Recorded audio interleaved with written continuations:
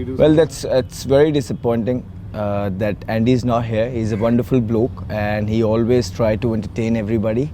And if whatever he's doing back home, I wish him all the luck and hope to see him soon. Well, you know the real reason Oscar Wilde went to jail is because he bounced Queen Victoria in a charity match at the Oval in 1894, knocked the crown clean off and followed it up with some verbals. Jared, hello, yes, welcome from the ESPNcricinfo bunker here under the Earth's crust, and yes, spectacular scenes in that Indian mega collapse. I think they're supporting New Zealand.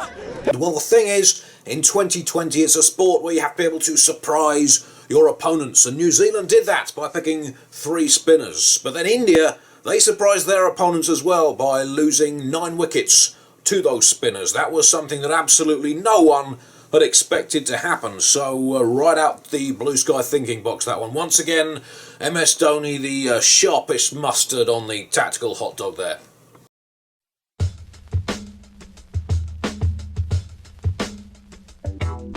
So, Doc, did you see Soumya Sarkar's redonkulous padded triangle defying catch against Pakistan? No, but I've got a feeling you're about to talk me through it. Damn right. He ran, he jumped, he did a 3/4 pirouette, a semi-conscious plie, a flat pancake, some kind of triple salco, and then a tightrope tootsie. Didn't you go out with a girl called Tightrope Tootsie once? Doc? So you're basically telling me he took a catch? Doc, he didn't take a catch. He took a catch. Ah, I see. So, as a result, Bangladesh beat Pakistan. Now, apart from that, they were pretty rubbish, but what a catch.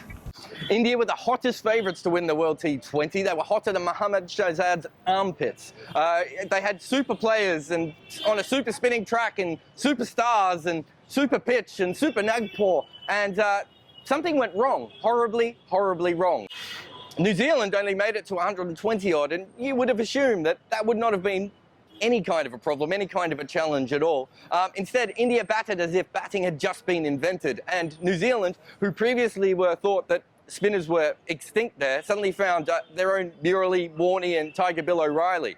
It was as if the shy kid turned up at the popular kid's party and took home his girlfriend, and no one quite understood how it happened, but they sort of saw it happen right in front of them. So Andy, please, can you, if possible at all, really try and explain what happened to India? Well, why? Why did India go down faster than a buttered baby down a well-waxed water slide? Well, I think 3 primary reasons. 1, good bowling. 2, not good batting. And 3, that pitch turned. I mean, it really, really turned. There was one delivery from Ish Sodhi that was heading for off stump and then span 180 degrees and flew straight back past the bowler and the umpire for 2 byes. Bit harsh on the wicketkeeper, that one. That pitch was so much of a turner. You kind of expected it to whip out an easel and start painting a moody-looking seascape.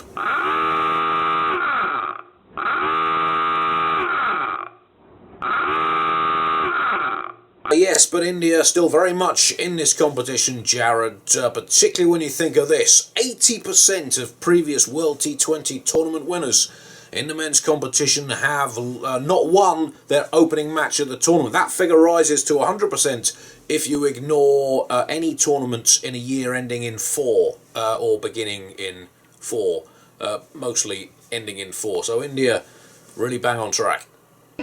When he raises his hand, you say, I'm supporting New Zealand!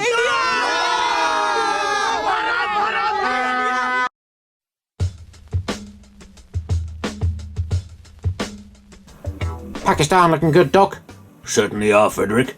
I reckon if you took a DNA sample of the entirety of Pakistan cricket, injected it into a special cricket egg, and left it roosting in a greenhouse for a couple of years, when you came back, I'm pretty sure you'd find it would have turned into a fully grown Shahid Afridi. Yes, one would certainly hope so. Hang on, have you actually tried that?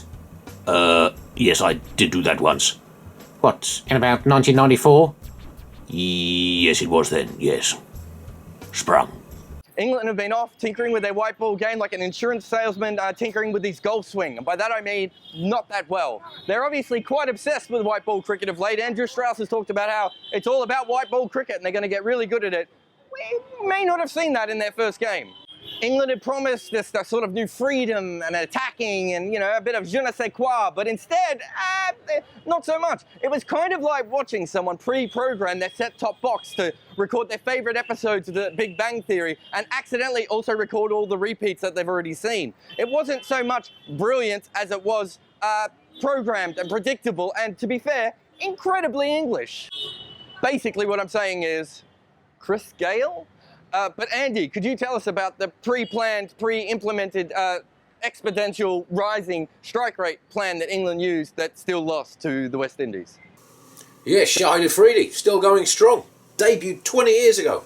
I mean, he must be nearly 30 years old now. Jared, yes! Well, England's tactical master stroke, the batting strike rate up curve, every batsman going faster than the man in front of him in the order. Well, it so nearly worked, and it would have worked had it worked. The problem is that they just didn't lose enough wickets, and I never thought I'd say that about an England team in a limited over tournament. But from Jason Roy at number 1, scoring at 100 by 100 balls, to Moeen Ali at 8, 350 by 100 balls, but that was it. They needed to lose more wickets, get Reece Topley in, the absolutely devastating number 11. He would have scored, logically, let me do the maths, strike rate of 599, that's 5.99 runs per 100 balls. So if they could have maybe lost some early wickets, got to say 15 for 9, got Topley in early, they'd have ended up with a score of around about the 740 mark. And with Chris Gayle in that mood he was in that day, I think that would have made it a 50-50 game. So opportunity missed for England. And you have to say, what can you do when you're up against Chris Gayle in that mood and that form? I mean, England did look a bit clueless. At one stage it did look like they were trying to get him run out by a ball that had rebounded off the roof of the stadium back onto his stumps. So, something to work on for England.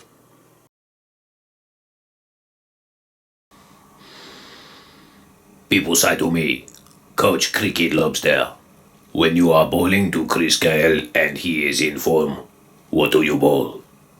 And I say to them, do not bowl short, do not bowl full, do not bowl length, do not bowl.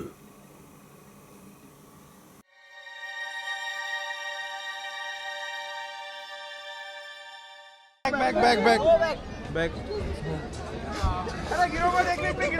I think someone just felt. Yes.